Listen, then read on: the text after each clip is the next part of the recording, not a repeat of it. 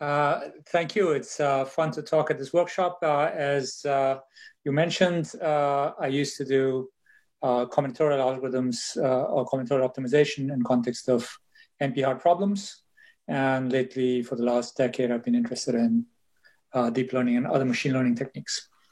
So this talk is about InstaHide, an idea that allows deep learning on your data without revealing your data.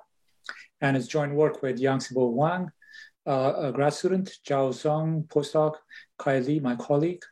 And also there's a second paper on TextHide, which has the same team, and also Danqi Chen, another colleague. So today's interconnected world rests upon a Faustian bargain. We provide our data to the corporations and in return get a world of devices trained and tailored for us. But we can wonder, is this state of affairs inherent? Realize that the smart world increasingly relies upon large deep nets trained and customized on our data using some version of the backpropagation algorithm. So from now on, this hardworking little blue fellow will denote standard deep net training. Which brings us to our seemingly oxymoronic question. Can deep learning be done on our data without making us reveal the data? If yes, then here are some applications. Hospitals would like to train a deep net using patient data, but privacy laws prevent them from handing over the data to others. User groups may want to customize Gboard using their chats without revealing those chats. More generally, a solution to the above question begins to fundamentally change the implicit assumptions about privacy utility trade-offs that underlie today's big tech. So there are two distinct settings to be aware of in this space. One is where computationally powerful clients, say hospitals, are using private data to collaboratively train a deep net on a central server.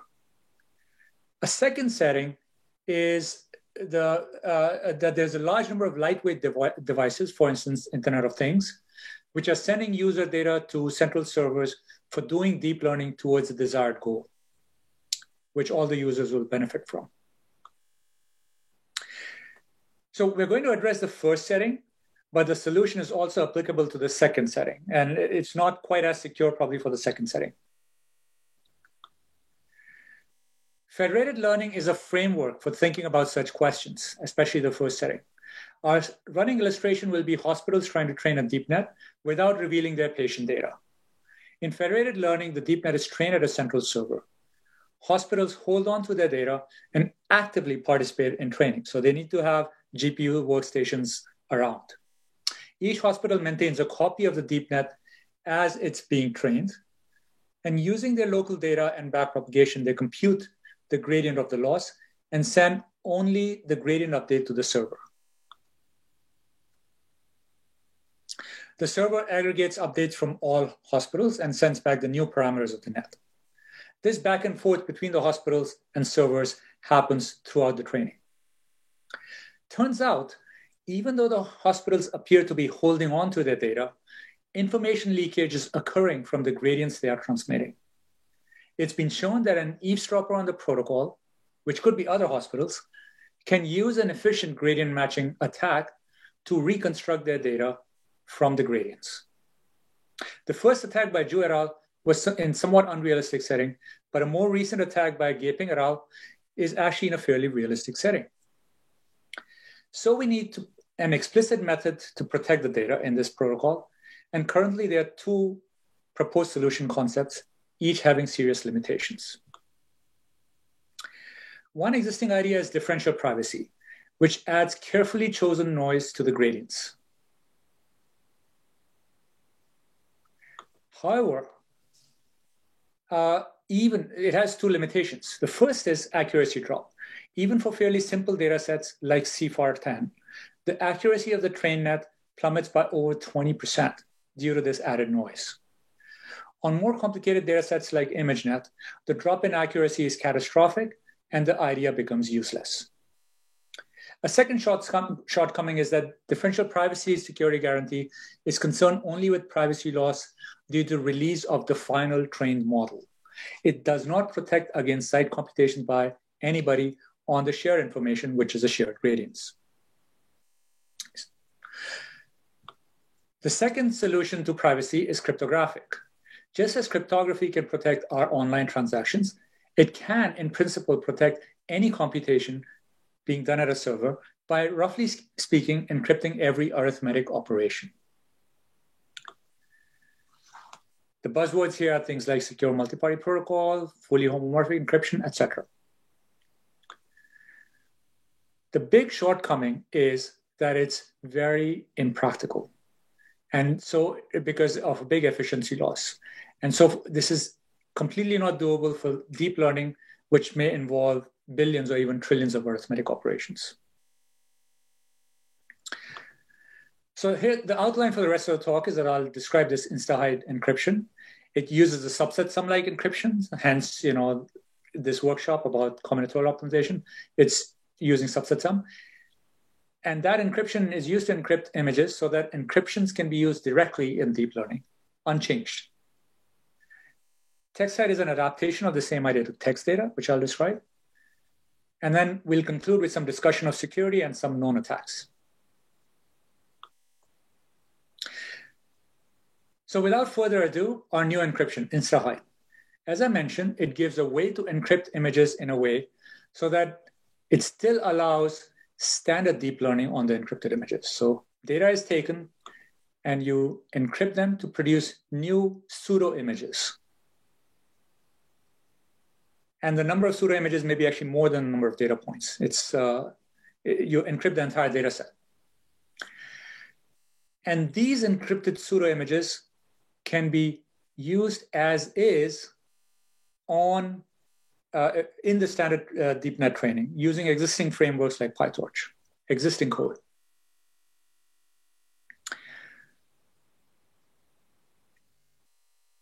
The DeepNet is trained and tested only on these encrypted pseudo images. The surprising part is that even though the net only gets encrypted images during training, the training speed and accuracy is only slightly worse than vanilla training. And the claim is that it reveals nothing about data. Now, of course, the guarantee is cryptographic, that to get at the original data requires solving computationally difficult problem. So this is analogous to security guarantees in today's e-commerce, but the security guarantee is not as strong as with RSA or so on. So it just makes it somewhat difficult to get at the original images. But even that already begins to change the current setup in the online tech world. Okay, now some details. Insta-hide is inspired by a data augmentation technique called mix-up. It views images as vectors of pixel values. With vectors, you can take linear combinations, which is called mix-up in this field.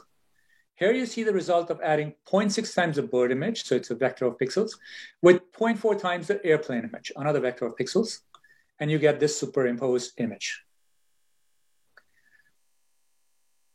Now, of course, in training, the images are labeled. Labels are also vectors. They are one-hot vectors that have a 0 in all coordinates except for a 1 in the coordinate corresponding to the class they belong to.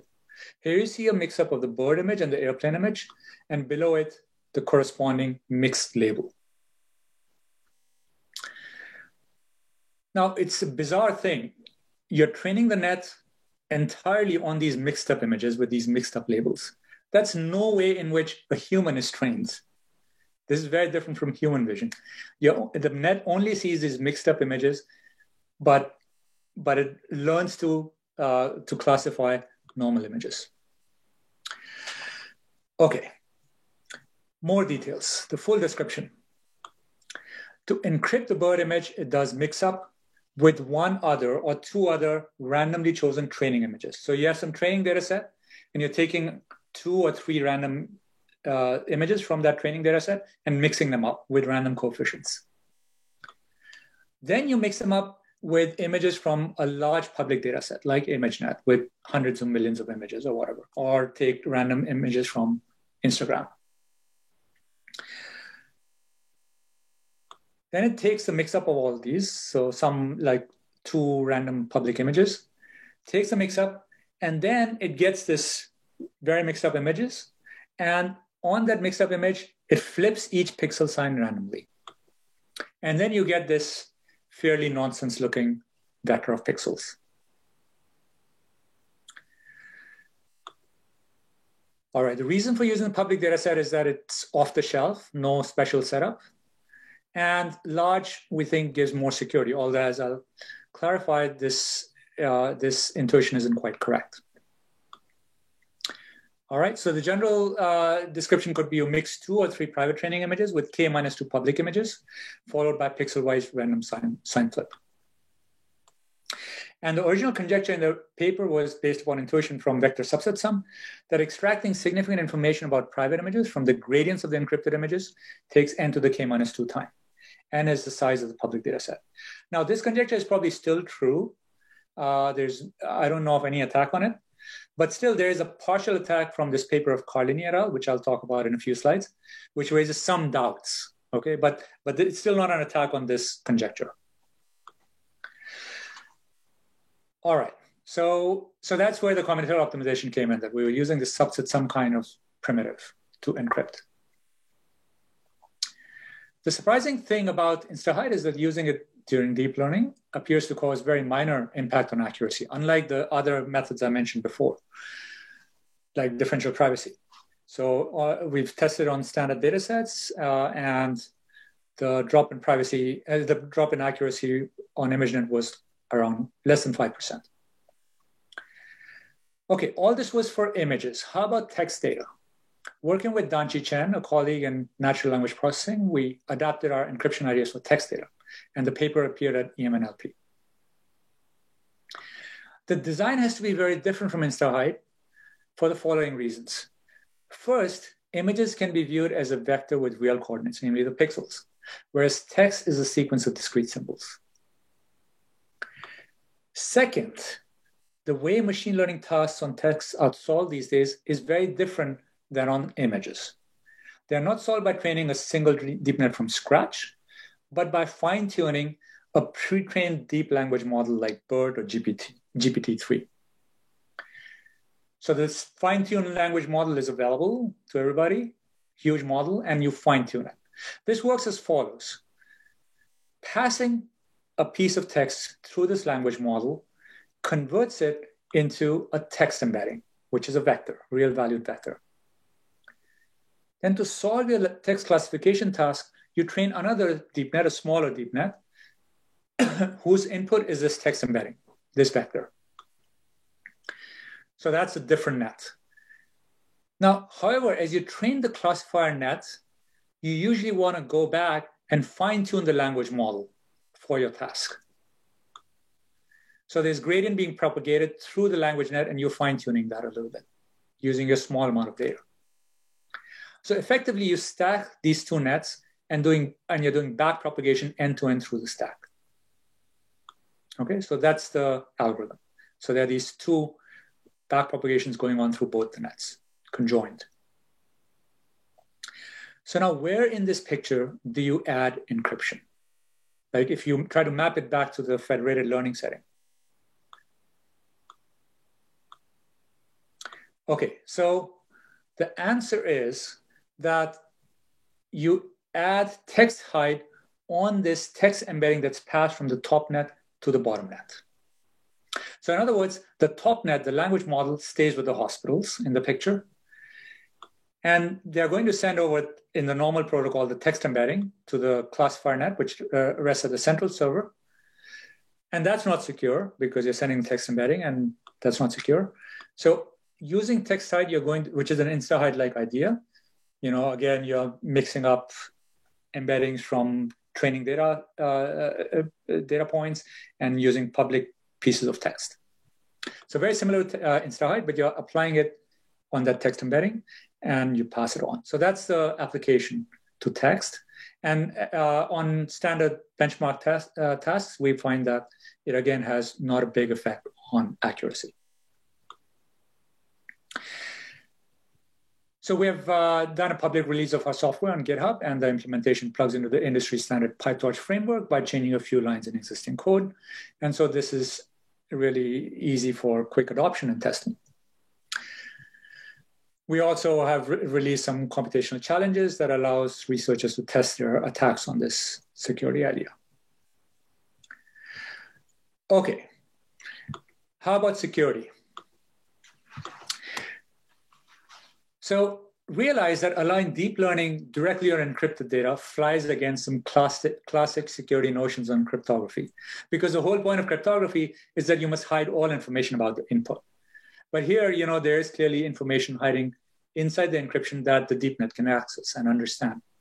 So clearly the InstaHide is not hiding that the encrypted image is a picture of a dog or whatever. So it's revealing something, but the hope is that it's hiding most or enough of the rest. Now, classical crypto techniques don't allow such nuanced security guarantees. It's all or nothing. Like if it's leaking some information, it's considered bad. So this does not fit in so far into any classic cryptographic framework.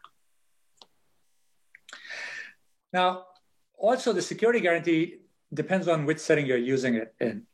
So remember there are two settings. One is where you have computationally powerful clients like hospitals that are using encrypted private data to train a net collaboratively, and they communicate only gradients. And in this case, you're going to apply InstaHide to these gradients. But the lightweight devices, the second setting was with lightweight devices, which can't do a lot of computations. And they would just apply InstaHide, which is a very simple computation, right? Like just mix up a few images.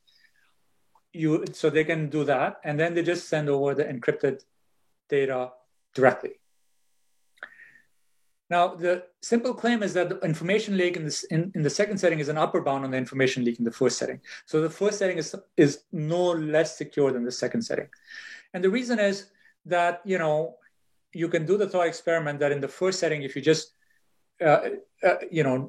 reveal not just the encrypted gradients, but actually just reveal the data itself, the encrypted data itself, then that would be, then it boils down to the second setting. And so if the second setting is secure, the first setting is secure. So therefore, the information leak on the second setting is an upper bound. The information leak in the first setting, and possibly is a very loose upper bound. All right, so the deep learning, so we tried various attacks ourselves, and those were in the paper, and none of the attacks, even using deep learning, worked. But then Carlini et al., which is a very powerful group, like with great researchers and great computation at Google, they tried a different attack that they released a couple of months ago that combines deep learning and combinatorial optimization, which I'll briefly describe. And given an encryption of a data set of n private images with each image encrypted k times, it runs in kn cubed time and appears to be correct for small n private. So like if you have 100 private images, it works very well. We don't yet know what happens if you have 10,000 private images or 50,000 private images, which is more realistic, because at least at Princeton, we don't have computational resources to even run their attack. However, it does suggest that security based on subset sum does not hold when you have many encodings of the same image available, okay, which is realistic. So roughly the idea is that it does a deep net. It takes the full data set of all the encrypted images, where each image may be encrypted multiple times during deep learning, and it trains the deep net to recognize whether or not two encrypted images contain an underlying common image. And so that deep net actually turns out works pretty well. So at least it can detect whether the encrypted images contain some underlying image in common. Then it does a combinatorial clustering algorithm to cluster all the encryptions based on their original private images. And this uses a deep net plus network flow.